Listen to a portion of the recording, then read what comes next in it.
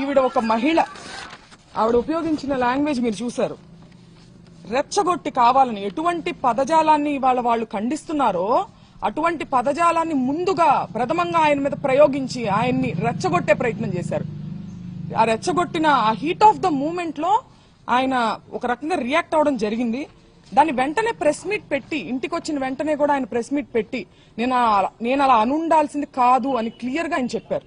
నేను అన్నది చంద్రబాబు గారిని కాదు, నేను నా మీద దాడికి వచ్చిన వాళ్ళని నేను అన్నాను. ఆయన ప్రజల చేత ఎన్నిక అవ్వబడినటువంటి సీఎం, ఆయన అనే ఉద్దేశం నాకు లేదు అని ఆయన వెంటనే చెప్పారు. ఇలా చెప్పే దమ్ము ఎవరికుందండి?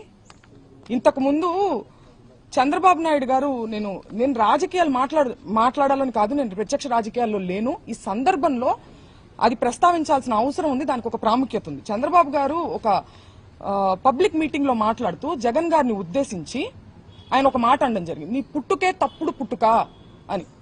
ఇది హీట్ ఆఫ్ ద మూమెంట్ లో అన్న మాట కాదండి, చాలా ప్రిపేర్డ్ గా ఒక పబ్లిక్ మీటింగ్ లో ఆయన దీన్ని మాట్లాడారు. దాని గురించి ఆయన ప్రెస్ మీట్ పెట్టి నేను అలా అనుండాల్సింది కాదని ఎప్పుడైనా చెప్పారా? ఇలాంటి ఎగ్జాంపుల్స్ ఇంకా చాలా ఉన్నాయి. కానీ రాంబాబు గారు చెప్పారు, ఆయన అన్నది హీట్ ఆఫ్ ద మూమెంట్ లో, దాన్ని నేను అలా అనుండాల్సింది కాదని ఆయన చెప్పడం జరిగింది. చెప్పిన తరువాత కూడా నేను లీగల్ కాన్సిక్వెన్సెస్ ఫేస్ చేస్తాను, నేను ఎక్కడే ఉంటాను, నేను ఎక్కడికి పారిపోను అని చెప్పిన తర్వాత కూడా ఒక ప్రజాస్వామ్యంలో, ఒక గవర్నెన్స్, ఒక లా అండ్ ఆర్డర్ ఉన్న స్టేట్ లో పోలీసుని పూర్తిగా నిర్వీర్యం చేసి విపరీతమైన దాడులు చేశారు. ఆయన మీద హత్యాయత్నం చేశారు. కత్తులు, కర్రలు.